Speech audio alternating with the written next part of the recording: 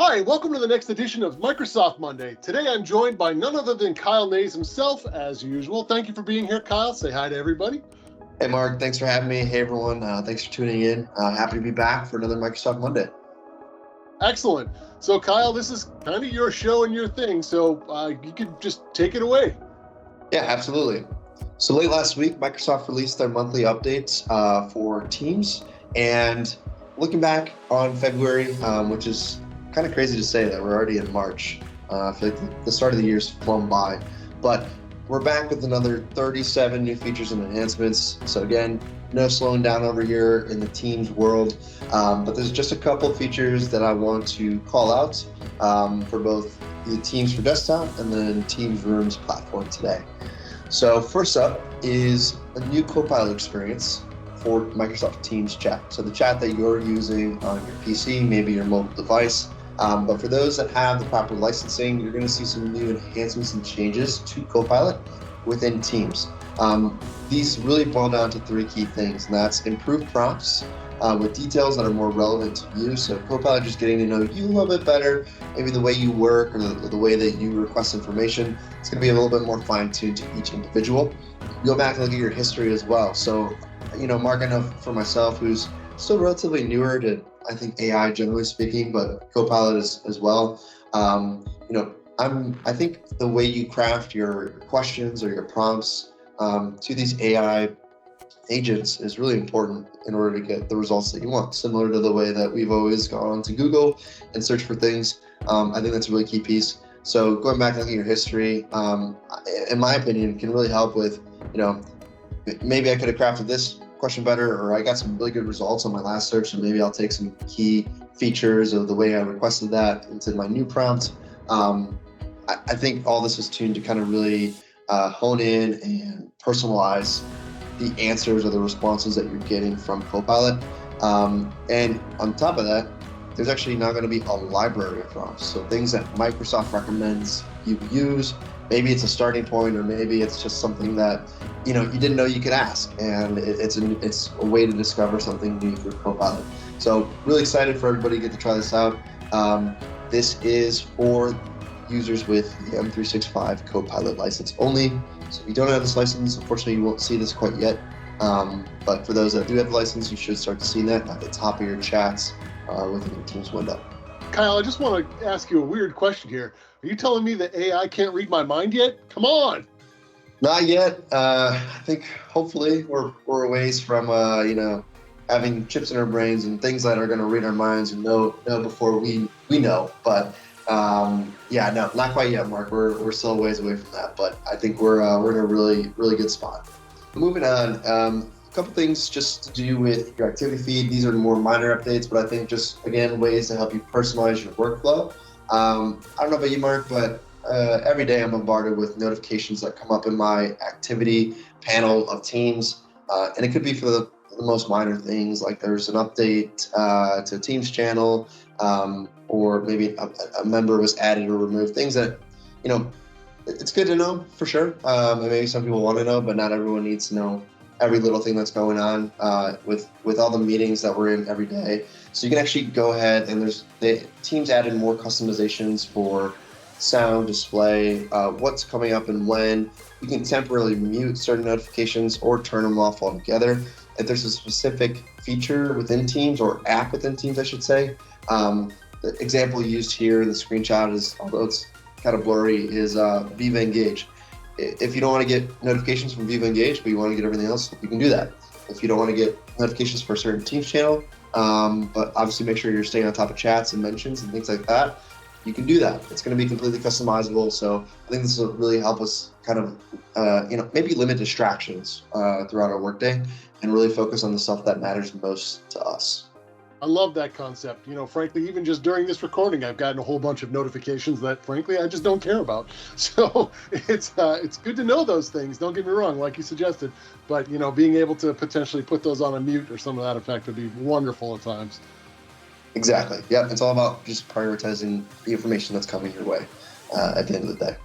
On top of that, we're also getting some new layouts in Together Mode. So Together Mode is something that I personally haven't explored too much, but there's been a lot of updates in that layout recently for the Teams desktop application. And what's really great about the new Together mode is that everyone's lined up at the bottom of the screen. You may recognize this from front row. So this is actually taken from that.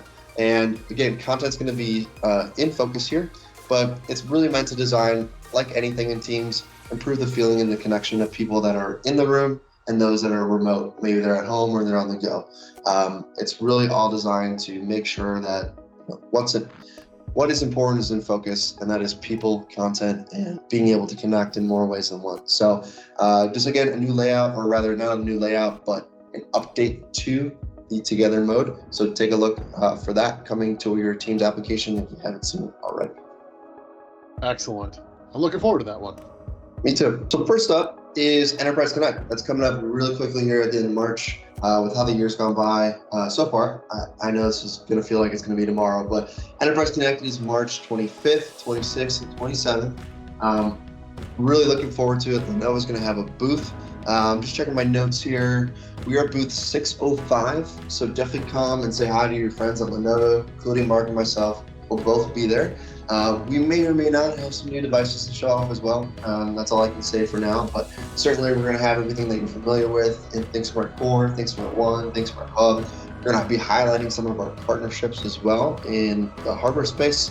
And we're really looking forward to it. I think, Mark, right, we always get some good updates from Microsoft as well when it comes to the Teams Rooms platform. So I don't know of any for sure that are coming or not, but my fingers are crossed. We're going to see some cool new features for Teams, Teams Rooms, and even Teams Display be announced at Enterprise Connect, but time will tell there. I think you kind of buried the headline there a little bit, and you guys, anybody who might watch this can come see us. It'll be great. I'd love to see you. Kyle and I will both be there. I'm looking forward to meeting with everybody that comes there. Absolutely. So we're really looking forward to that. That's in Orlando. So if you haven't gotten a ticket yet, definitely encourage you to do so and get those flights booked, because it's going to be a great week in Orlando at the Gaylord Palms. So yeah, looking forward to that. So that's first up.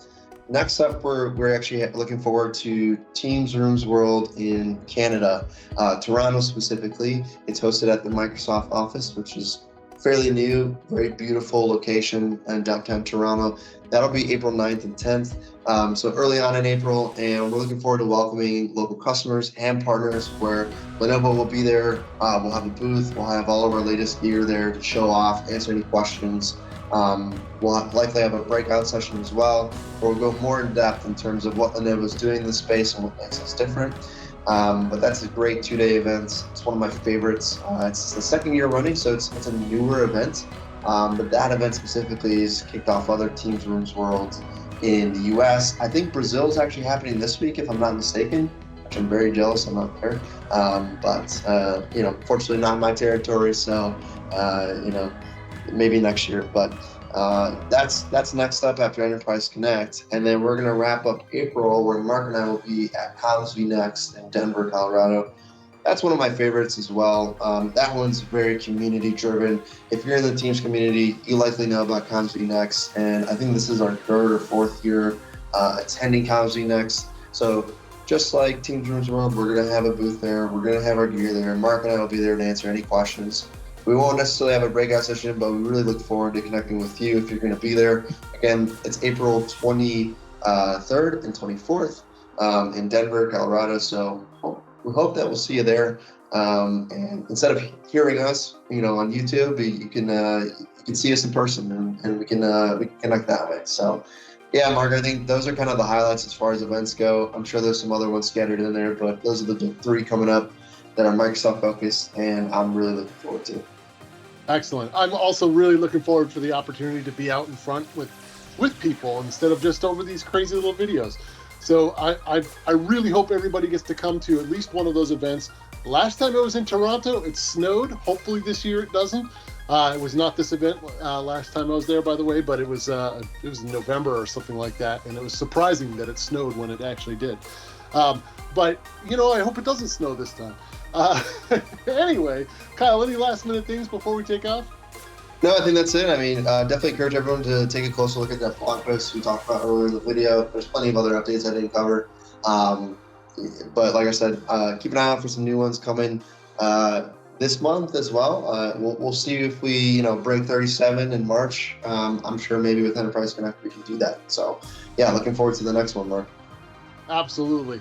Well, Kyle, as always, thank you so much for joining me here today. It's been nothing but awesome having you here. Frankly, you do all the work, so it's almost like I'm joining you, but neither here nor there. Thank you for being here is the bottom line, Kyle. Hey, happy to be here, and always appreciate the opportunity to share some Microsoft updates.